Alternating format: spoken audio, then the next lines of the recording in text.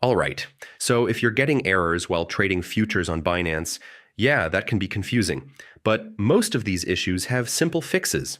Let's go step by step. First, make sure your account is allowed to use futures. You need to complete identity verification and enable futures trading.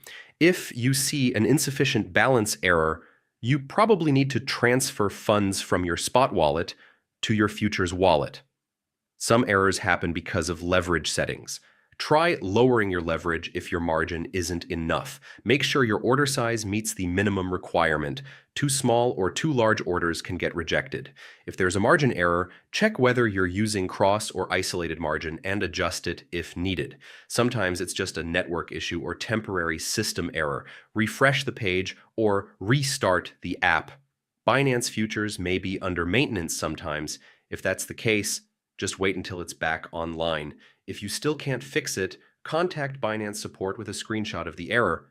They'll guide you. And yeah, that's how you fix most Binance futures errors. Just go through each step, and you'll usually find the issue pretty quickly.